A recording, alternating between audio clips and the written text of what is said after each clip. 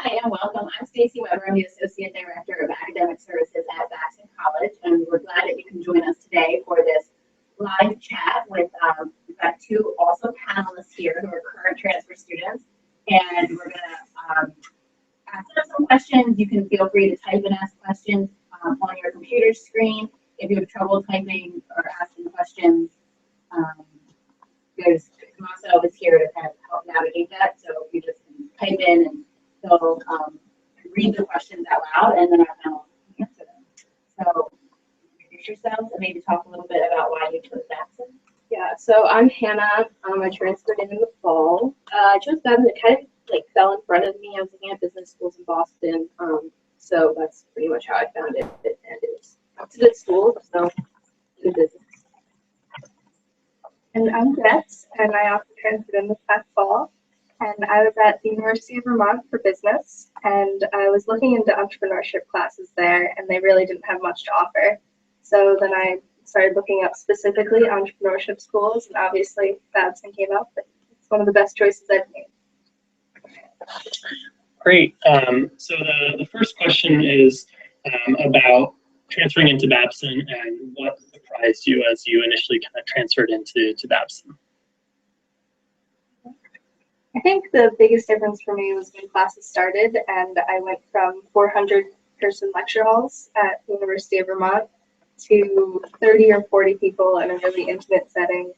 And the teacher got to know us all and knew our names the first week of classes, and we were really able to interact in a way that I couldn't do with my professors at my past school.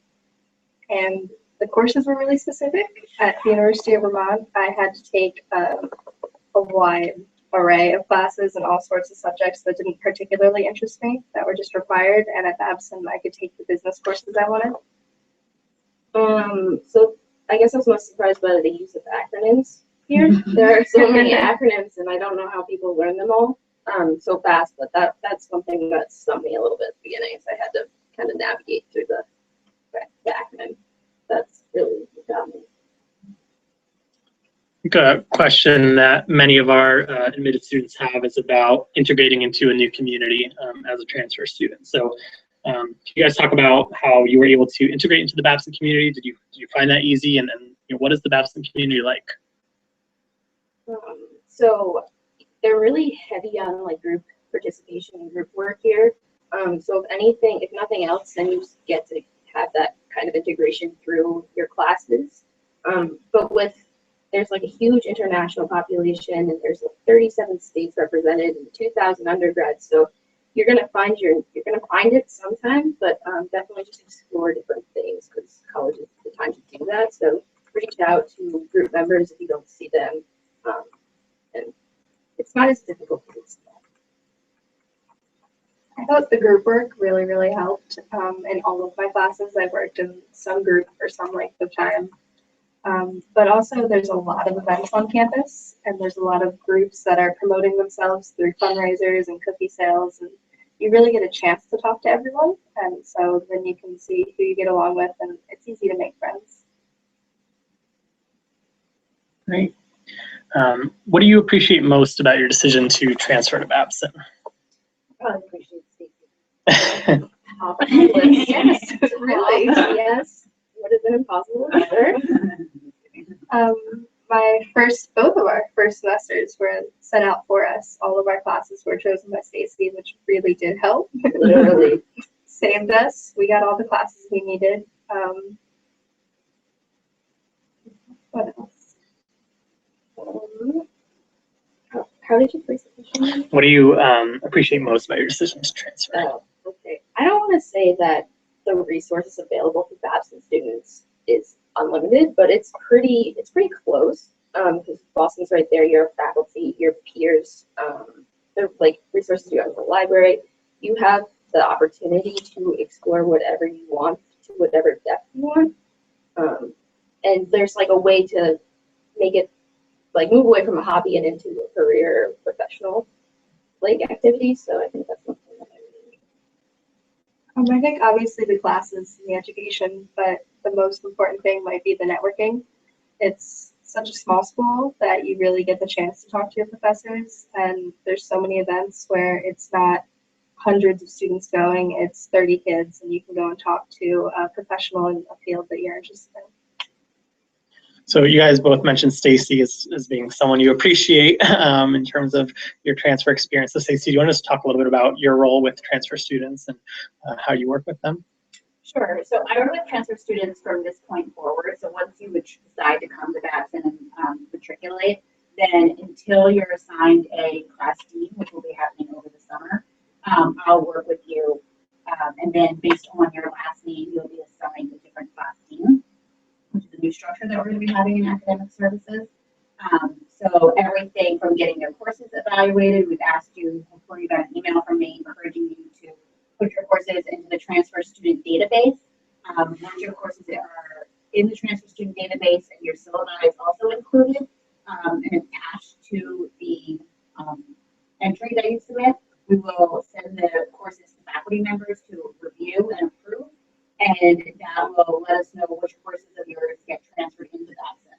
And then we look at that, and then the degree worksheet that you also should have a copy of, we go through that and set that up so we know exactly what courses you still need to take.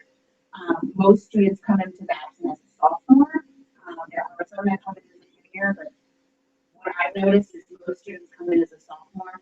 So you're going to be taking a mix of first and second year classes, especially your first semester. Because registration's already happened, your first semester, I will actually put you in the classes that you need, and that will ensure that you're in the right classes from the get-go. Unfortunately, the current students on campus have registered for classes, so we're kind of working around the system. So your first semester classes, they might not be all nice and compact. There might be some awkward gaps in there, but that's only going to be your first semester. And then after that, you'll pick your own classes and get to register and get a schedule exactly what you want. But most importantly, your first semester is that you're in the right classes so that you get required classes out of the way, pre-reps, all of that stuff. So I will help you with that. On top of that, if there's any other resources that you need, I can either assist you or point you in the right direction. So while the Office of Academic Services doesn't do anything with, let's say, housing assignments, I can put you in the connect you with Allison Moffat, for example, who does housing. Same with the Learning Center, and the Learning Center is under academic services. But if you get something like extended test time or anything of that nature, if you had those services in high school or your previous institution, you'll likely get those services at Babson, and that's the stuff that we can work with people on over the summer. So that way, when you get here, you're all okay. So you mentioned, all the things that you appreciated about the transition. It sounds like it was a pretty easy transition, but for the students, what was the most challenging aspect of transferring to Babson? The application process is probably the most daunting thing. After that, move-in was really easy. We had a ton of help. There were a bunch of students that were already here to move us in. I guess once you get past your first semester and Staci isn't really doing like your classes for you, kind of figuring out what exactly you need. And that's probably, I would recommend staying on top of it your first semester. So like when it comes to register for classes, you're not freaking out. Like, what is going on with concentrations? Do I need that? Like, so that was a little bit.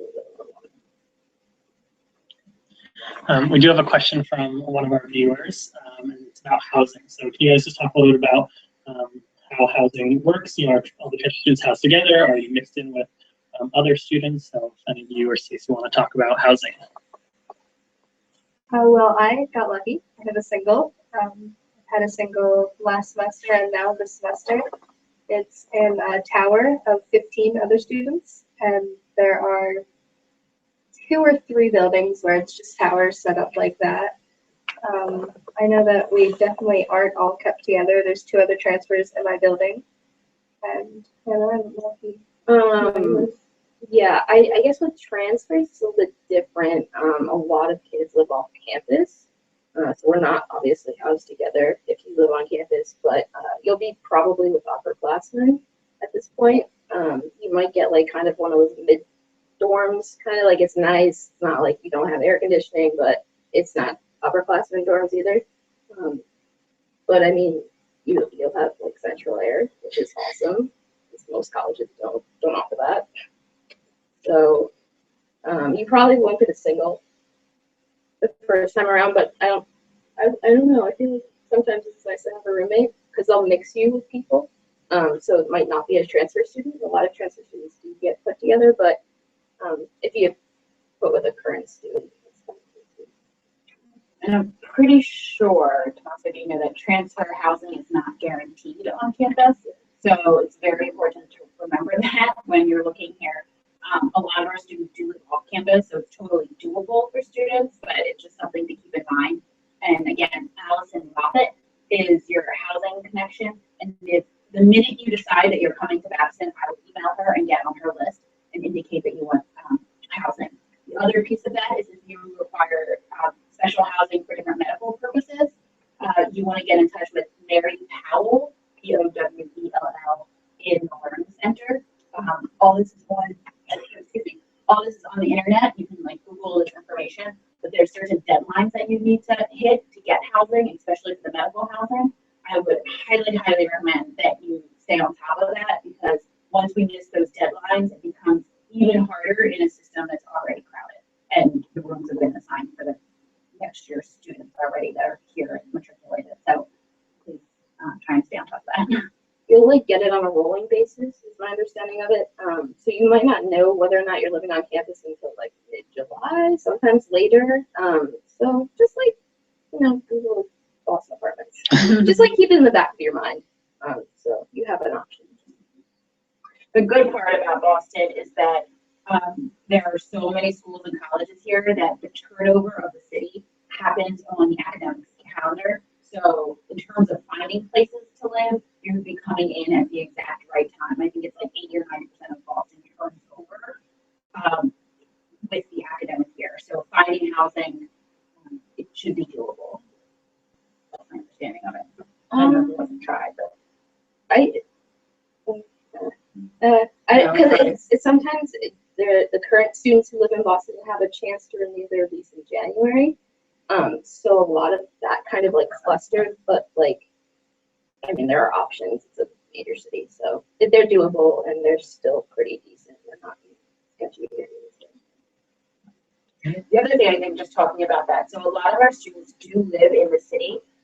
It's important to keep in mind that while Babson is 10 miles outside of the city, which could seem like a really short distance, that 10 miles could take about 45 minutes. I'd say 30 minutes not in rush hour, 45 minutes in almost rush hour, and an hour and a half in rush hour. So just to keep in mind with like your class schedules and when that is. Again, I live in the city. It's a great place to live, but it's just something else to consider when you are looking for housing, especially your first semester on campus. So the next question, shifting kind of to the academic side of things, Cody says, it looks like there's no class on Friday. There are some classes on Friday. Not enough. So if you don't have classes on Friday or Tuesday or Thursday or whatever day, what do you usually do then with your free time? Well, it's nice to have the option of Boston right there. And we do have a train, is it the T, that takes us right into Boston. That's like a 20-minute walk or a 2-minute drive from campus. We have Wellesley College and Olin College really close by, so people go to the other colleges.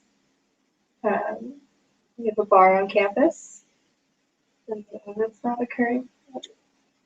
I think it's called, they call it Rogers. Pub or something. Rogers Pub, That's thank what you. they call it. Yes.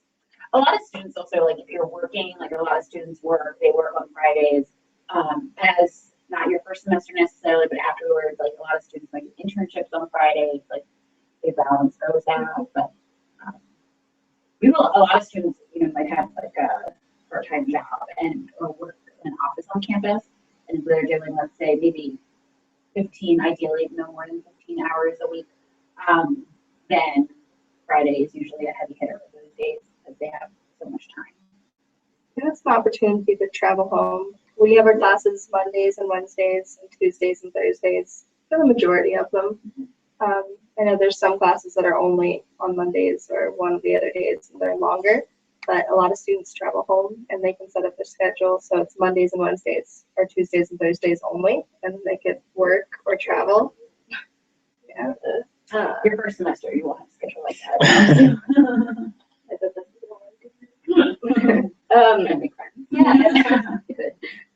so I mean, you have to take into consideration that you're going to miss like class time that other schools have by going to school on Fridays. You don't have, so you're going to have a lot of work. And I hate to be that kid, but like, you don't want to forget about it over a 3-day weekend all the time. Occasionally, it's cool, but Sunday night, you know, you don't want to be, Just keep in mind that you're losing class time, so you'll have to You could spend. definitely use the Friday for work. Yeah, definitely. Should have been the first thing we said. Yeah. It's getting across my mind. So, the general rule of thumb at Babson is that for every 1 hour you're in class, then that should be about 3 hours of working time outside of class.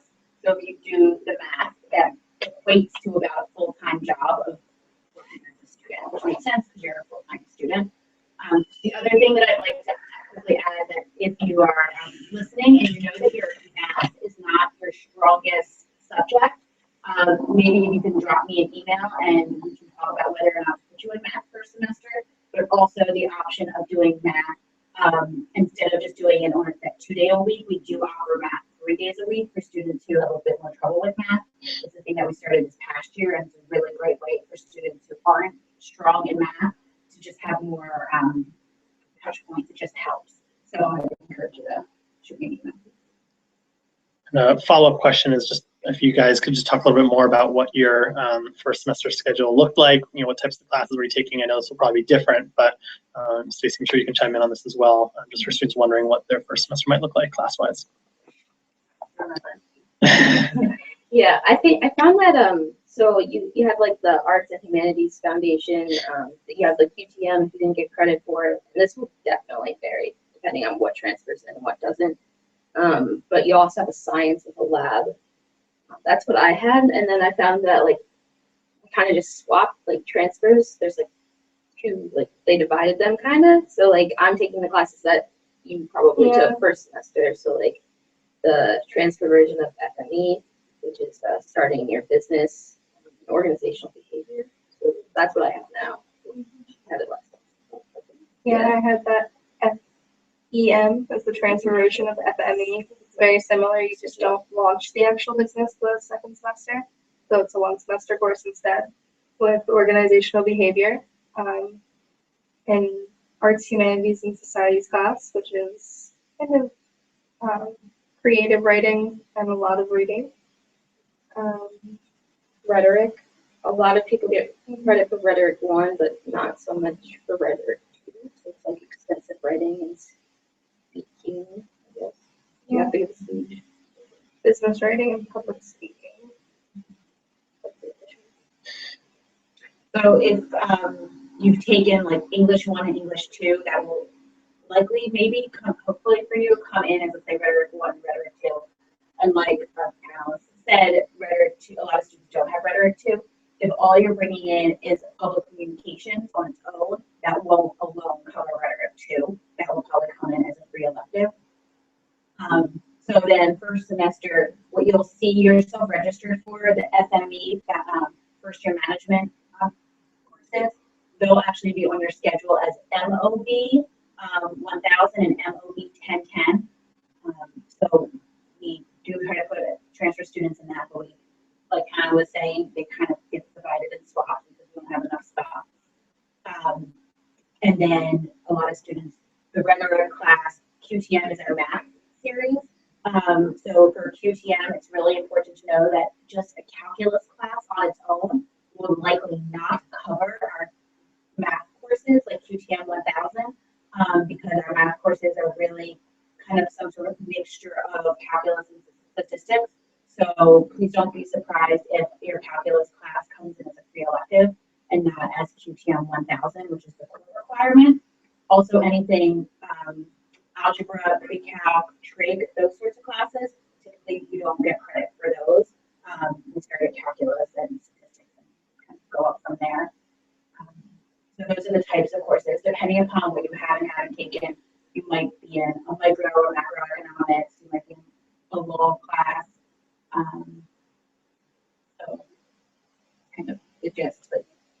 be 4 classes, and then the other thing that we have is what we call first year seminar, FYS. And some of you, I know we've already given some credit out for it, but this is a 1 credit course. And it's really kind of supposed to be like an introduction to the college type of class. It's taught by an administrator on campus, and then there is a peer mentor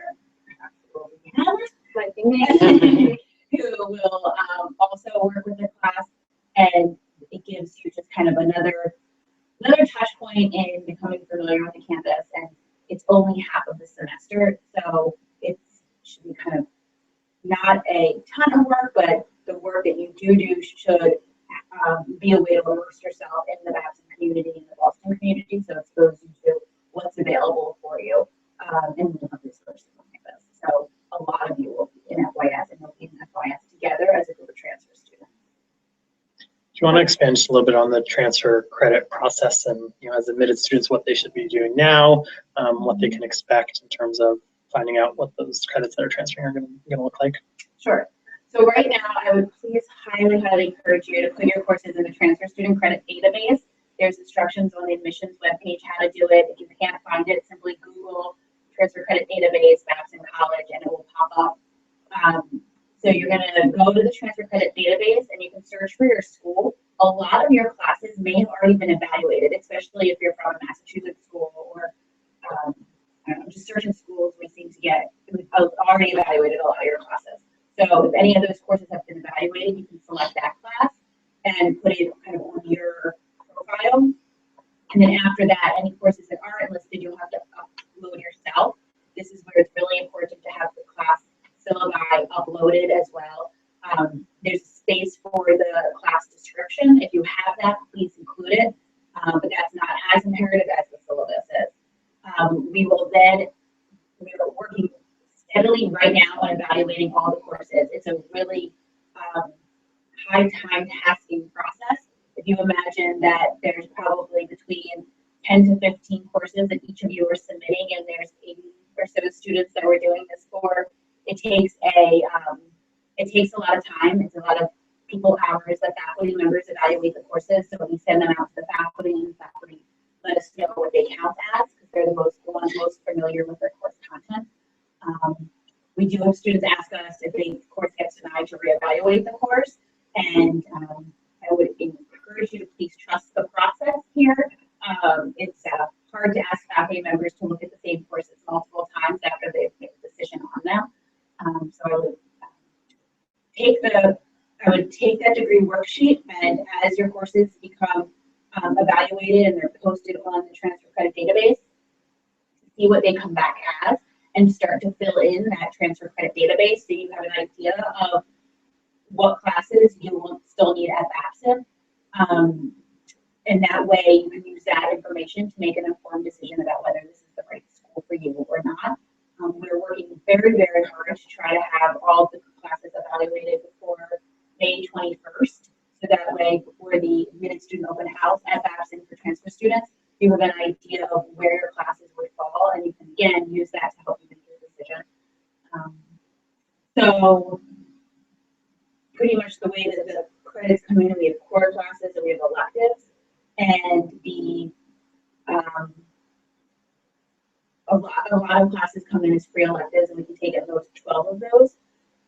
And then the other, so that's something to keep in mind. Those are the 1,200 courses. You'll see them come back in as 3 letters, and then a code of 1201 or 02, something like that. But the 12 is the important part.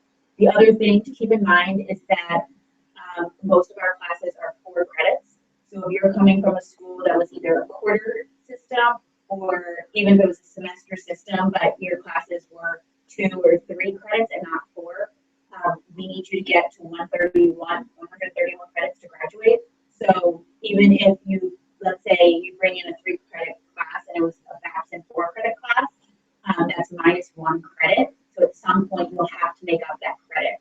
So if you're bringing in, let's say 10 classes that were 3 credits and not 4, then all of a sudden you're that many credits short, 10 credits short, and you'll have to make that up, which is over 2 additional classes at Babson. And again, we'll talk about what making up those credits look like, but it's just something to know and to keep in mind.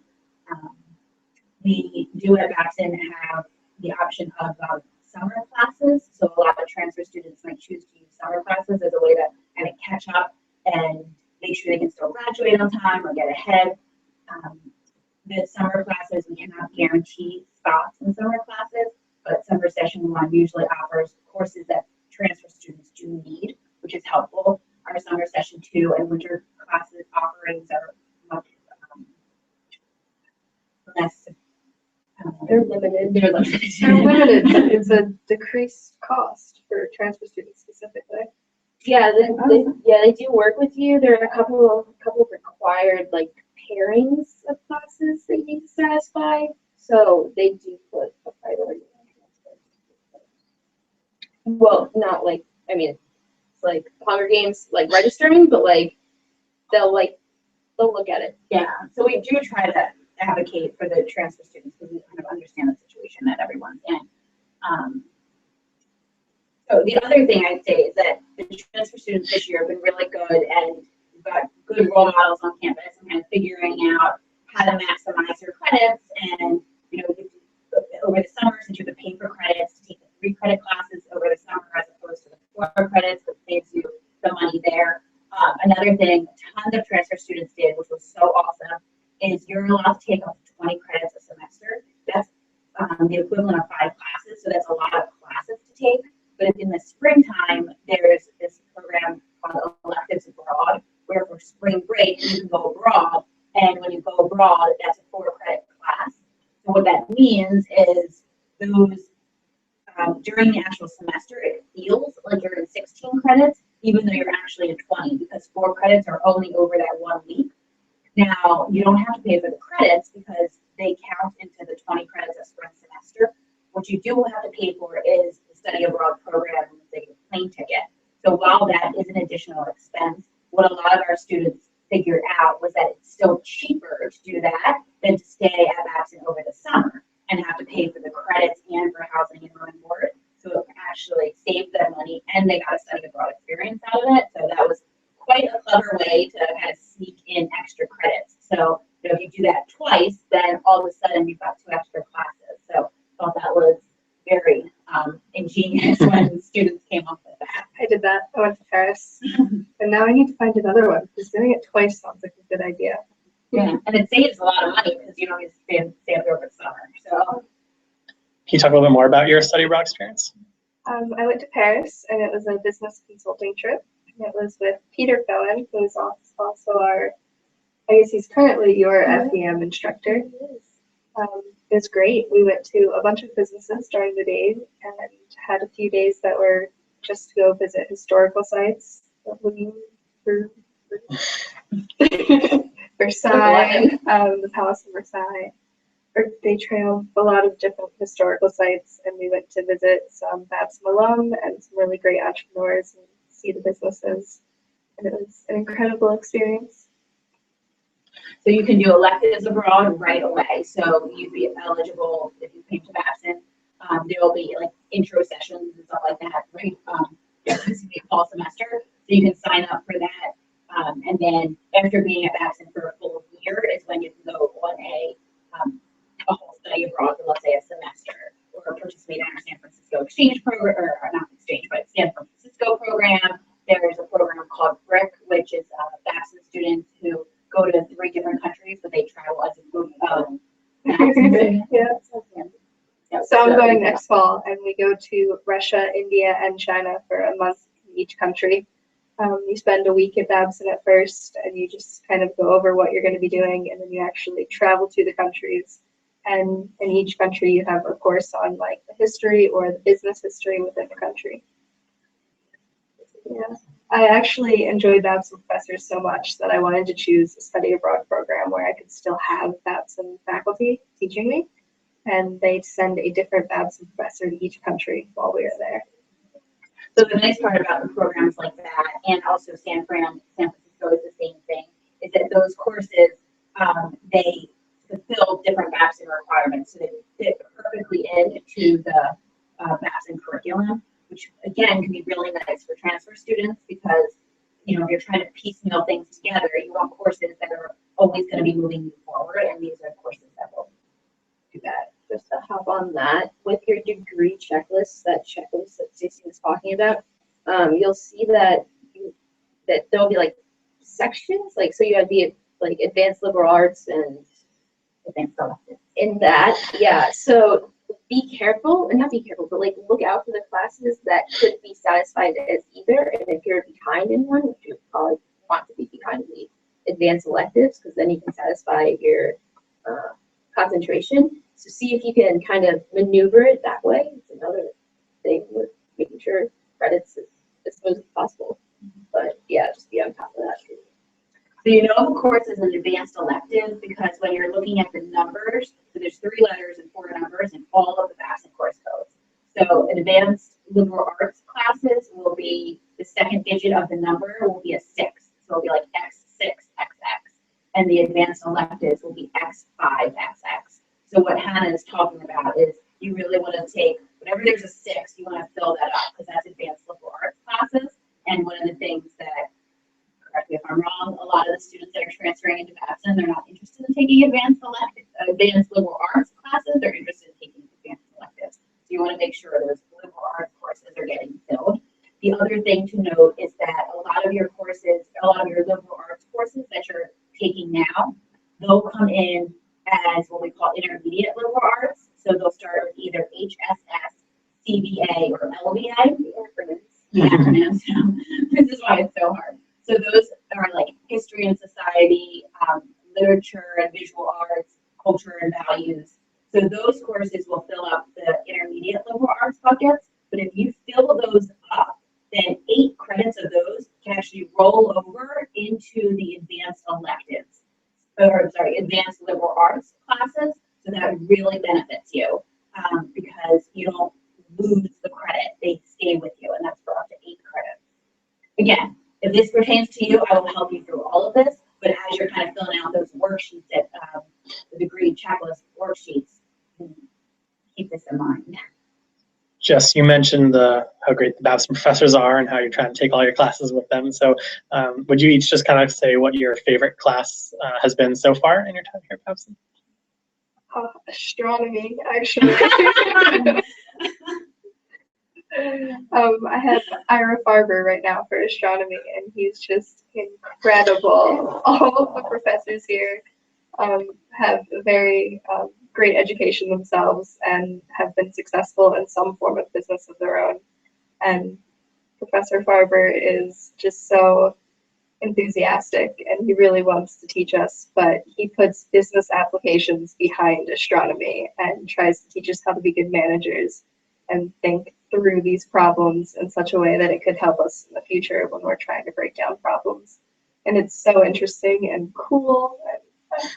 I love Professor Farber. Yes, cool science. Our last class was on aliens. That's all I'm gonna say. So we're still trying to get through most of our like core requirements. Well, I know I am in terms of like knocking those out. So I haven't taken a lot of classes that pertain to my concentration per se. But I really surprisingly like the Arts and Humanities Foundation. It's called AHS acronym. That they're all the professors, especially the ones that teach liberal arts, are really passionate about why they're here and their like goal with Babson students.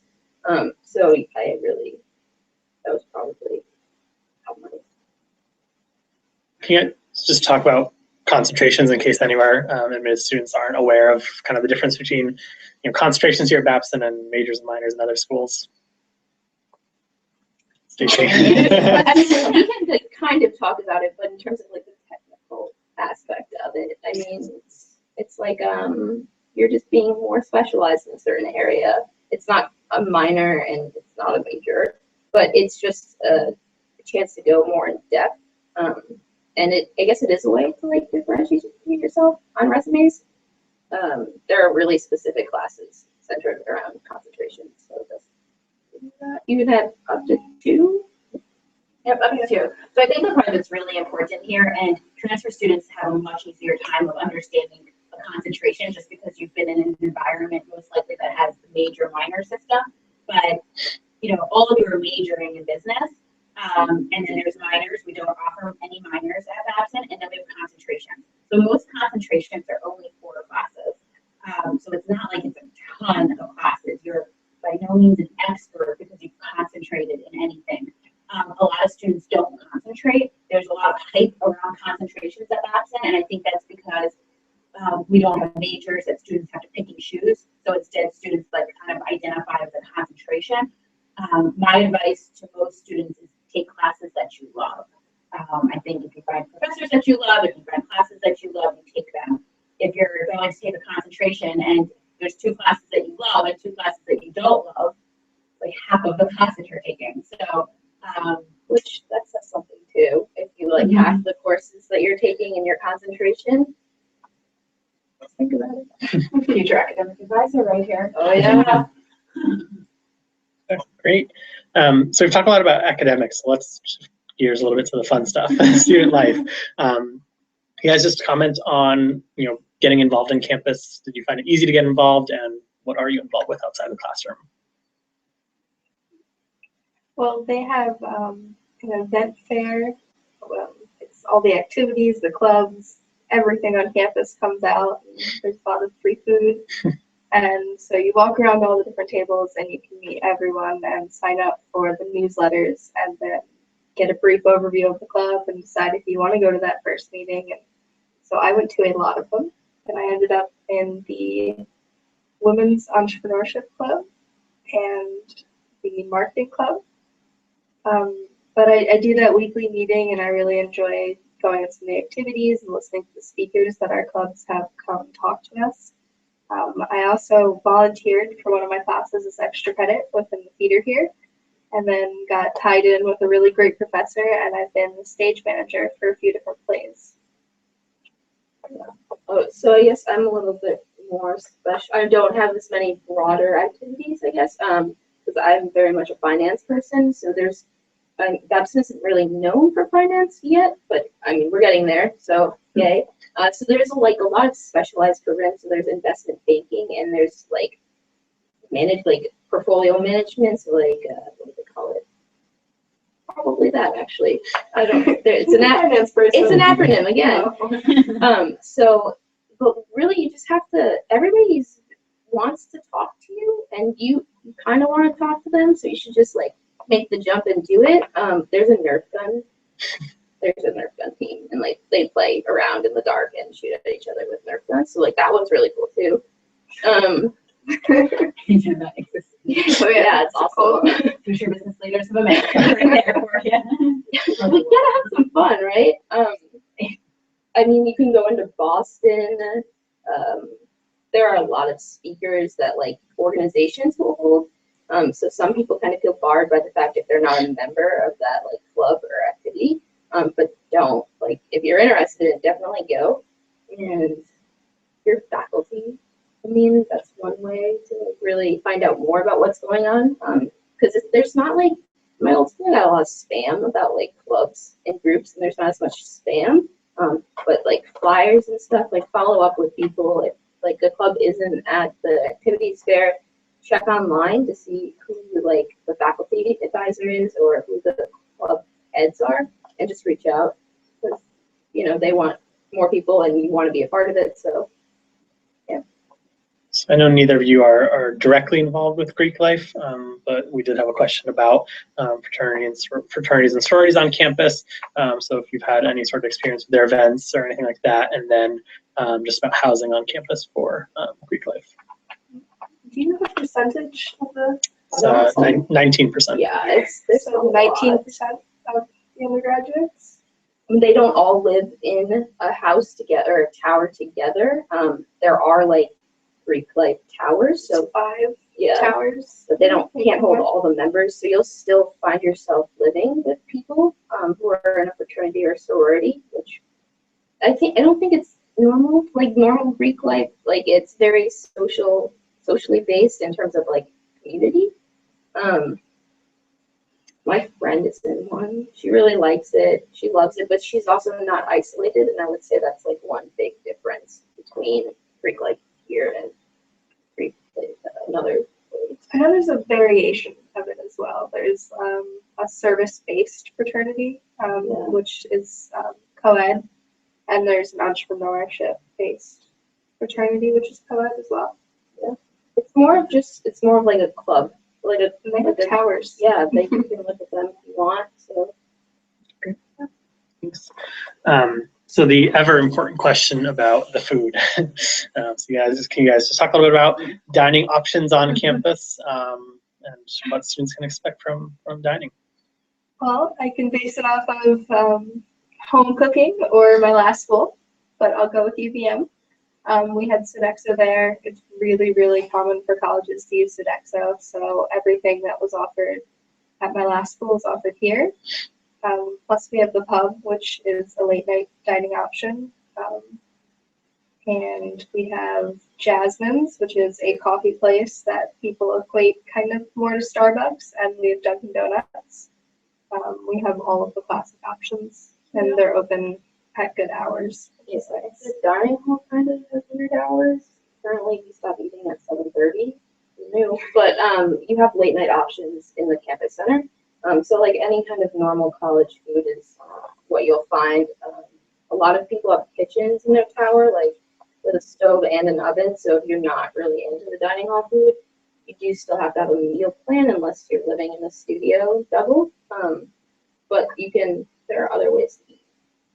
In terms of like ordering food, you don't have a lot of options, I'll be honest with you. But you have Domino's and you have, I think it's like a Thai place. And yeah, during the day you have the Chinese places, Bertucci's.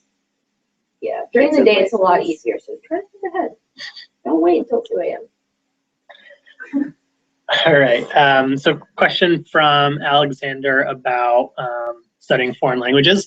So I don't know if either of you have experience, or again, this might be a question more for Staci, but what are students' options for learning foreign language, here at Babson or perhaps at Wellesley?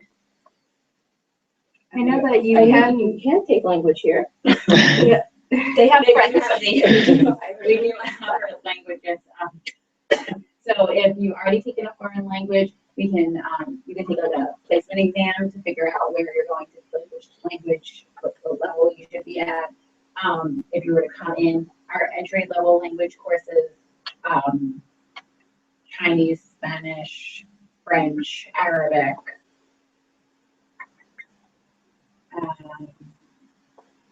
Yeah, there's that. I think it's That might be it. Can we ask him a question? I'm just curious. Yeah. I was just like, does he want to learn the language, or does he want to like be exposed to it in terms of like trying to become like proficient or fluent, I guess, or like you just looking to like learn a little bit about it? Why don't you just comment on both? I mean, I don't Like an know answer one everyone. side of it. I know a lot of the clubs and activities, they are like international student based and like different cultures, and I know that they do like stuff like the that. Latin Dance Society. Yeah, so like, but like, and like Greek clubs, like Greece, not Greek, but like, and like Chinese, Korean, and I know that they do some like cool stuff with like writing. There are so many languages on campus. Yeah, So not as class. Something. Yeah, I mean, if you're looking for something like a kind of a new and novel language, I mean, well, Yeah. So you're at Babson, you can cross register at Wellesley and Olin colleges. Olin is a school for engineering, so I think not too many students usually take classes at Olin, but Wellesley is quite popular. It's a all-female private liberal arts school down the street. So for both liberal arts classes and languages, it's very, very strong, good school. So a lot of times students might take courses there. The other place I've seen students take language classes is depending on how much you want to learn during their study abroad. So if you have no experience in Italian and you want to learn Italian, then you can meet with the study abroad folks and tell them, like, where's a good program where I can immerse myself and take beginner Italian or what have you. And you might have to take 6 or 8 credits of Italian while you're abroad. But I would say most of our students, if you're really moving up in language, it's probably some combination of taking courses at Babson and Wellesley. So all the questions we've got at this point, so I guess just kind of to start to wrap things up here, Hannah and Jess any last kind of pieces of advice, going back to when you were an admitted student to transfer, admitted transfer student, excuse me, and making that decision of whether to attend Babson, putting yourself back in those shoes, any advice for our admitted students who are watching? Say to review the curriculum, compare it carefully to your current school and your other options. Know that we are a business school and you will be able to do anything in the world of business that you want to do when you're out of here. It's a great step forward, but that it is a split curriculum. You'll be doing a lot of liberal arts and you'll have incredible professors and courses in all different areas offered to you, and you can really take your career wherever you want to take it from Babson, and I love it. So good luck on making your decision. I guess I would just say be patient with yourself and like how your college career is going. You don't need to go straight somewhere. You can take a little like direction in terms of like diverging from, because you don't have all your credits don't transfer all the way. So but like don't be frustrated. Take it as, okay, I'm just gonna get more time in college, which most people would love to have. So and focus on what you want to do too in that process as well. So try not to get frustrated. People don't really understand transfer probs, but your transfer friends do. So stick with it in anywhere you go. Doesn't matter if it's Babson or not. And Staci, sorry, just to follow up on your last point about the tri-college collaboration, students are just interested in, are there specific classes that they can take at Olin or Wellesley, or can they just take anything that's offered at Olin or Wellesley? So at Wellesley, you can really you're offered a lot of their curriculum. Right now, you can, and actually, again, you can Google this on our website about what classes that have already been taken by other students and how they've been evaluated and come back to Babson. But that's not limited, students aren't limited to that list. Those are just the courses that students have taken in, let's say, the past 3 or 4 years and how they've come back. So it's really open. Olin, on the other hand, is a bit different because the students who get into Olin have are coming from really strong math and science backgrounds, and our students are usually, they're business students, so that doesn't mean you've got, tons of like really hard math classes under your belt, and science classes. So sometimes the Olin classes we're a little bit more particular with, just because we like you to really kind of meet with the chair of our math department so you understand what you're getting into, because sometimes the Babson students who do decide to take Olin classes can quickly feel overwhelmed. But there are different joint programs that Babson offers. There's a degree in sustainability that you can take. There's another degree, certificate, it's between Olin and Babson. Engineering. Is it just engineering that you can take, and it's a different progression of classes.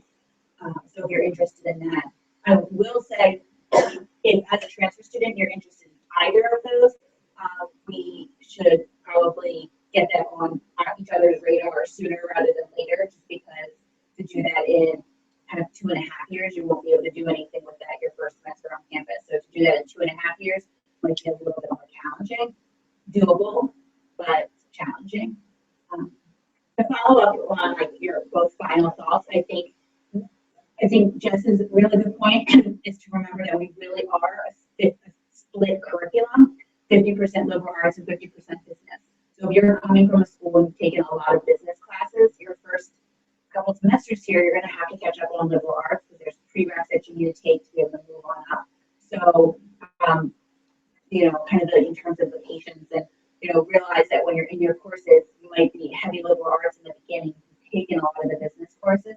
You will get to the business courses though, which leads me to the point to follow up on with Hannah that I think she touched on to really just emphasize is I would please encourage you to trust the process. When courses, if they don't come back the way that you hope they would come back, it's because we don't feel that you got the knowledge base that you need to then be successful in our next series of courses. We are not trying to screw you or anything like that. My goal is to help each of you get to the point where you're successful and you graduate. So we're on the same team. We both want the same thing.